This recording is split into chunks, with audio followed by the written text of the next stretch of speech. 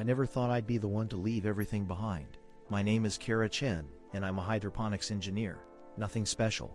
I grew food in underground farms on Talia Prime, a job that kept me awake at night, worrying about pH levels and nutrient cycles, not about the survival of our entire species. The warning started 6 months before the end. Our sun was dying, collapsing in on itself in ways the astrophysicists didn't expect for another 10,000 years. I remember standing in my greenhouse sector, watching the tomatoes I'd been cultivating, when the emergency sirens started their low wail across the city. The lights flickered. My supervisor, an older woman named Yara with silver streaks in her black hair, grabbed my shoulder. "They're evacuating," she said. Her voice was steady but her hand trembled. "The colony ships, they're launching ahead of schedule." "How far ahead?" I asked. "Today. Now." The selection process was supposed to be fair, skills-based. They needed engineers, medical personnel, pilots, geneticists. I made the list because someone decided that knowing how to grow food in impossible conditions might matter when we reached wherever we were going. 2,000 of us were chosen from a population of 8 million. I still hear their voices sometimes, all those people we left behind, screaming at the launch platforms as our ships lifted into the red-orange sky. The Exodus fleet consisted of 5 ships. We were on the Meridian, a vessel designed for a crew of 300 on short scientific expeditions, now packed with 412 souls. I shared a cabin the size of a closet with 2 other women. Lynn was a data analyst, quiet and precise, who organized her few belongings with mathematical precision. The other was Rashida, a trauma surgeon, with scars on her hands and a habit of talking in her sleep. Our captain was a man named Viktor Sokolov, a military pilot with gray eyes that seemed to calculate everything. He called us all to the main assembly hall 3 days after launch. The hall wasn't really meant for assemblies. It was a cargo bay we cleared out, and we stood pressed together, breathing recycled air that tasted like metal and fear. "I won't lie to you," Victor said, his voice amplified through the ship's crackling speakers. "The other ships are having problems. The Hera lost engine power. The Prometheus is venting atmosphere. We've lost contact with the New Dawn entirely." He paused, and in that pause I heard someone sob. "We are possibly the last of our kind. The planet we're heading to, KEP-LER-442b, is 68 years away at our current speed. Most of us will die before we see it, but your children, or their children, will breathe real air again." 68 years. The number sat in my stomach like a stone. The first year was the hardest. People who'd lost everything found new things to lose. Rashidah's partner had been on the Prometheus. She stopped sleeping entirely for a while, working 18-hour shifts in the medical bay until Lynn and I forced her to rest. We lost 12 people to suicide in those first months. Then 17 more when a containment failure flooded one of the residential sections with radiation. I threw myself into work. They'd given me a section of the agricultural deck, a space barely large enough for proper crop rotation, but I made it work. I had to. The ship's food synthesizers could only do so much, and nothing made from protein paste and nutrient slurry would keep 400 people from going insane. That's where I met Marcus, one of the ship's engineers. He came to fix a water reclamation valve that kept failing. He was tall, with dark skin and hands that moved with careful confidence. "Your setup is impressive," he said, examining my vertical growing columns. "How are you managing the light cycles with the power rationing?" "I'm stealing power from the port side observation deck," I admitted. "No one uses it anyway. Too depressing to look at empty space." He laughed, a sound I hadn't heard in months. "I like your style. Practical." We started meeting for meals when our shifts aligned.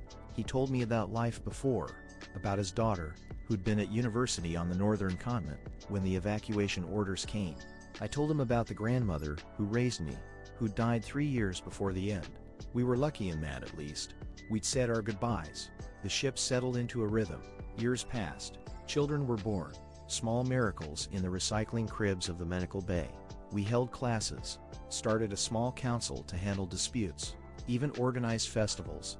On the anniversary of our departure, people paired off, broke apart, paired again. Life in its stubborn way continued. Then, 17 years into the journey, everything changed. I was in the agricultural bay, training a group of teenagers on pollination techniques, when the ship shuddered. It wasn't the normal vibration of the engines. This was wrong, a grinding sensation that came up through the floor. Marcus's voice crackled over my personal comm. "Kara, we need you on the bridge, now." I ran through corridors I could navigate blind, my heart pounding. The bridge was chaos. Victor stood at the central console, older now, his gray hair white. Beside him was Jin, our chief navigator, and Marcus, his face illuminated by red warning lights. "What is it?" I asked. "Look." Jen pointed at the main view screen. I looked. At first I saw only the familiar darkness of space, stars scattered like salt on black cloth. Then I saw it, a massive structure, maybe 2 kilometers across, geometric and impossible, hanging in the void directly in our path. "It's not natural," Marcus said. "The composition readings are off the charts. Metallic, crystalline, organic compounds. We can't even identify." "Is it a ship?" I asked. "We don't know what it is," Victor said. His voice was tight. "But we're going to pass within 500 meters of it in 6 hours. We can't change course. We don't have the fuel." The ship went on high alert. Victor ordered everyone to secure quarters except essential personnel. I stayed on the bridge, ostensibly because the captain wanted all senior staff present, but really because I couldn't bear to sit in that tiny cabin waiting. We watched the structure grow on the view screen. As we got closer, I could see it was covered in symbols, vast carved patterns that seemed to shift in the light of distant stars. It was beautiful and terrifying. "We're being scanned," Jen said suddenly. "Energy readings are spiking across multiple spectrums." "Scanned by what?" Victor demanded. "I don't know, but it's active. It's alive, or at least powered." Then, with no warning, the structure opened. A section of its surface peeled back like a flower, revealing a bright hollow interior. A beam of light, pale blue and solid-looking, shot out and caught our ship. We lurched. Alarms screamed. I grabbed a console to keep from falling. The ship was being pulled, dragged toward the structure's open mouth. "Full reverse thrust," Victor shouted. "It's not responding." Marcus was working frantically at his station. "The engines are firing, but we're still accelerating toward it." I watched the opening grow larger on the view screen, swallowing us. This was it, I thought. We survived the death of our world only to be consumed by something incomprehensible in the darkness between stars. The light was blinding. I closed my eyes. The ship shook so hard, I thought we'd break apart. Then, silence. I opened my eyes. We were inside the structure, floating in a chamber so vast our ship looked like a toy. The walls glowed with soft light, and we weren't alone. Other ships drifted here, dozens of them. Some were similar to ours, generation ships with human design elements. Others were utterly alien, shapes that hurt to look at, built on geometries that didn't make sense. "Are those—" I couldn't finish the sentence. "Other survivors," Jen whispered, "from other worlds." A transmission came through, audio only, in a language I didn't recognize. Then our computer translated it, the words appearing on screen. "Welcome. You are safe now. Your journey is over." Over the following weeks, we learned the truth. The structure was called the Ark, built by a civilization that died out millions of years ago. They'd created it as a final act, a monument to survival. It traveled through the galaxy, finding species on the edge of extinction, gathering them, protecting them. Inside were ecosystems from hundreds of worlds, carefully preserved. They offered us a choice: stay on the Ark, live in a habitat they'd create for us, tailored to Talian biology, or take one of their ships, faster than anything we could build, and reach KEPLER-442b in months, instead of decades. The council debated for 2 weeks. Some wanted the safety of the Ark. Others insisted we complete our original mission, find a world to call our own. I voted to go on. So did Marcus. So did most of us. In the end, we were wanderers now, and we'd finish what we started. They gave us a ship. It was smooth and silver, grown rather than built, and it moved through space like a dream. We transferred our belongings, our plants, our memories. We said goodbye to the other species we'd met, creatures with too many eyes, or no eyes at all, who'd survived their own apocalypses. As we departed the Ark, I stood on the observation deck, no longer dark, but full of people watching the structure recede. Marcus stood beside me, his hand in mine. "Do you think we'll make it?" he asked. I thought about everything we'd survived, the end of our world, the years in darkness, the impossible thing we'd found in the void. "We already have," I said. 8 months later, we entered orbit around KEPLER-442b. The planet was beautiful, blue and green and alive. We sent down probes. The air was breathable. The water was clean. Native life existed, but nothing that would threaten us. Victor, now ancient and frail, addressed us one final time before the landing shuttles launched. "We left Talia Prime as refugees," he said. "We arrive here as something else.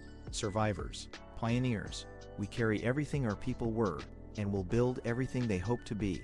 I was in the first shuttle down.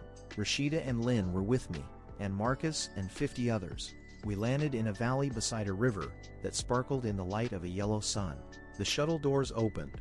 I stepped down onto soil that crunched beneath my boots, breathing air that tasted like rain and earth and possibility.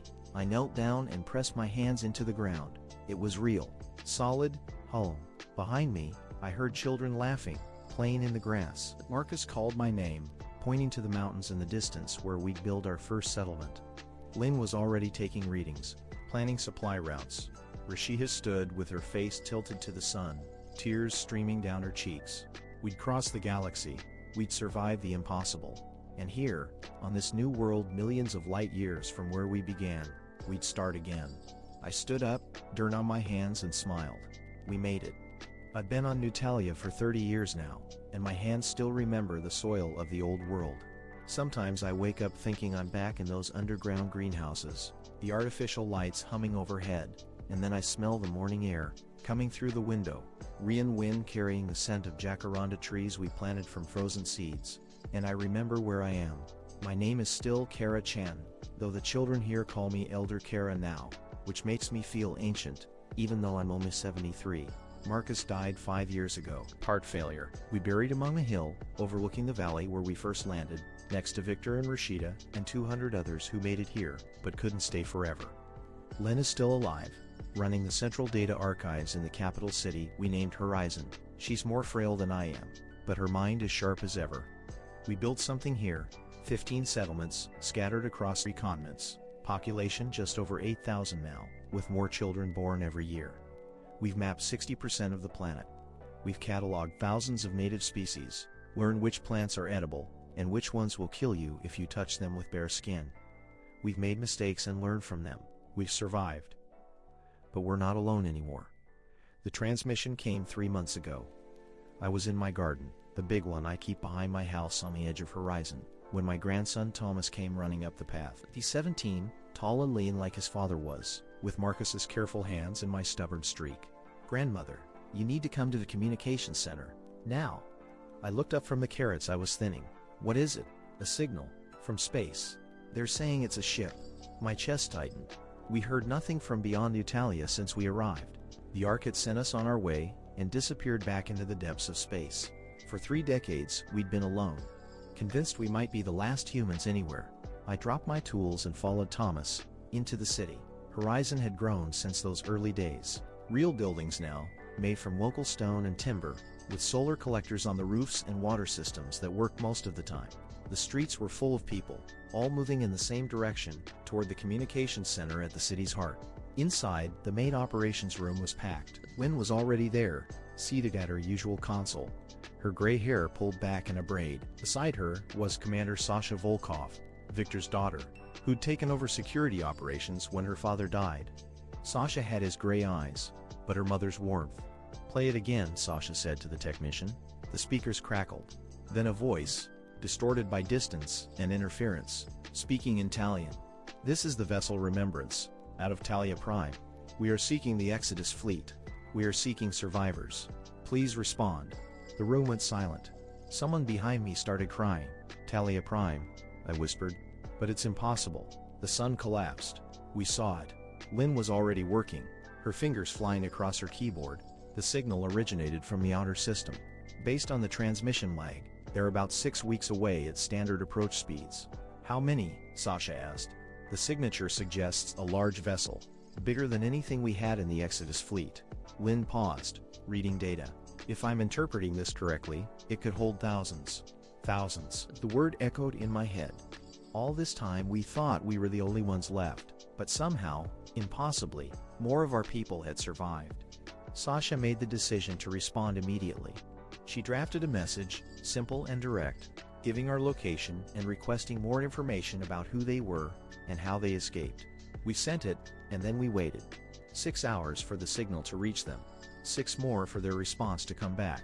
I went home but couldn't sleep. I sat on my porch, watching the moons rise.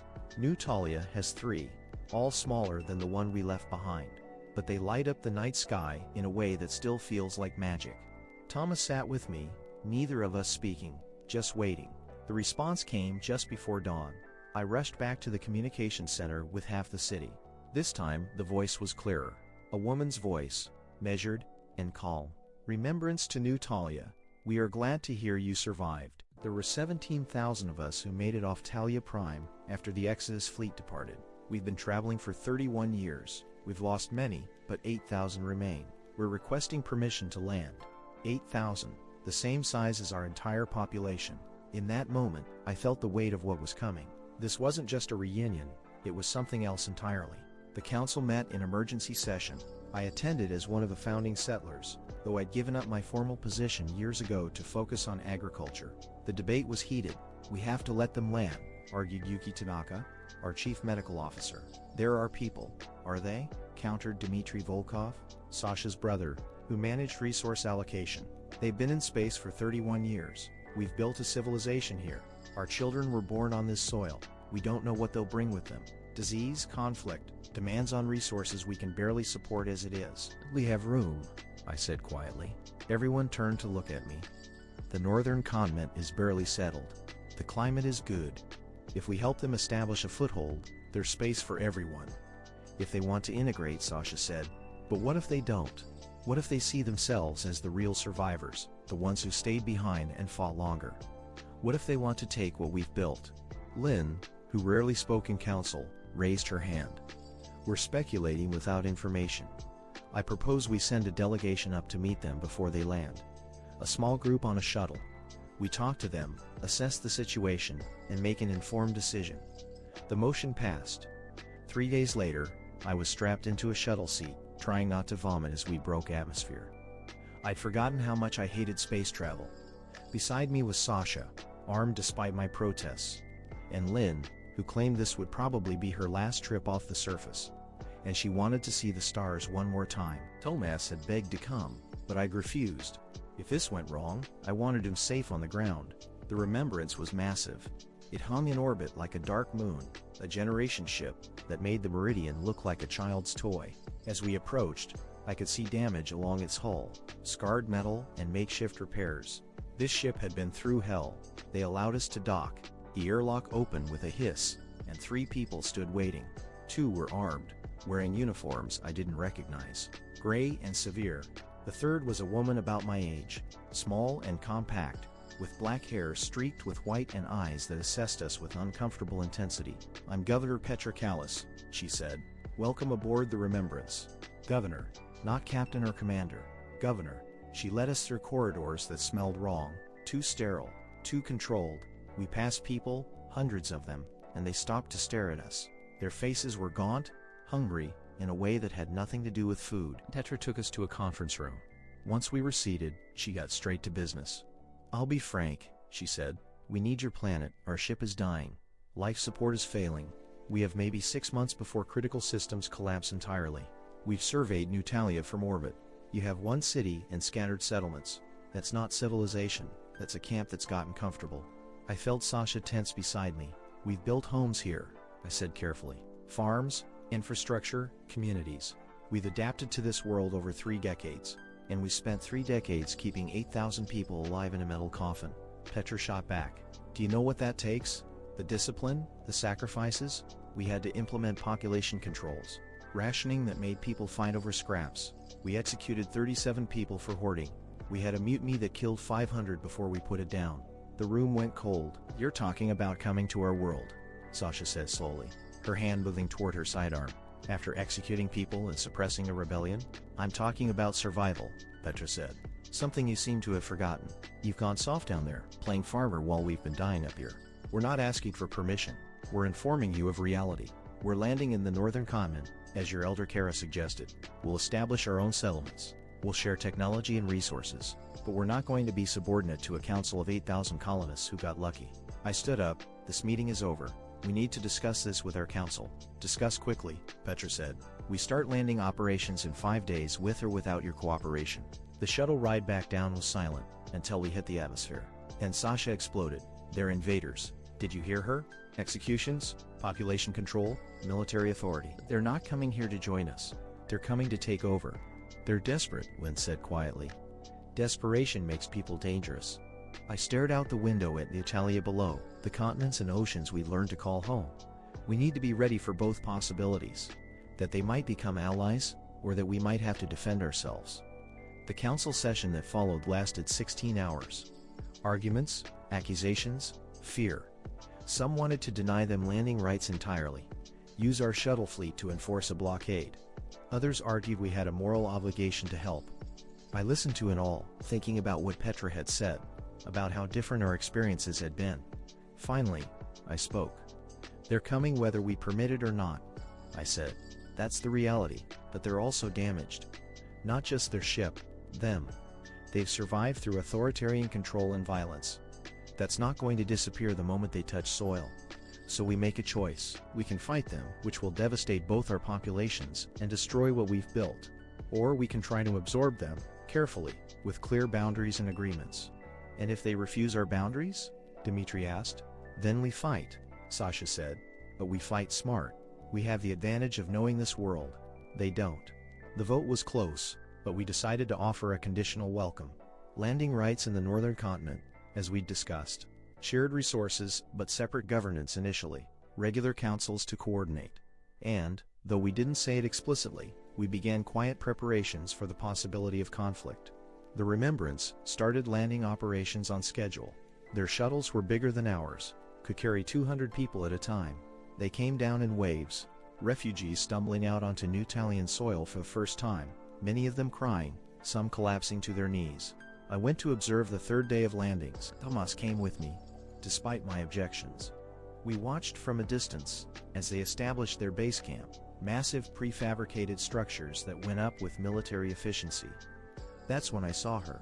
A woman, maybe 40 years old, directing the unloading of supplies. She moved with authority, her voice carrying across the landing field. There was something familiar about her face, the shape of her eyes, the way she gestured. Tomas, I said slowly, do you see that woman, the one in charge of the supply depot? He nodded.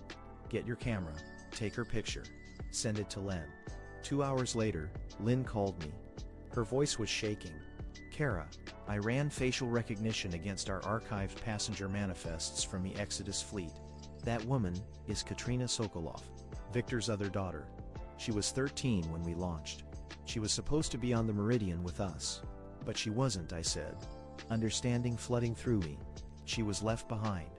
There are probably hundreds like her, people who were supposed to be on our ships but didn't make it. Children who watched their parents leave. Partners who were separated.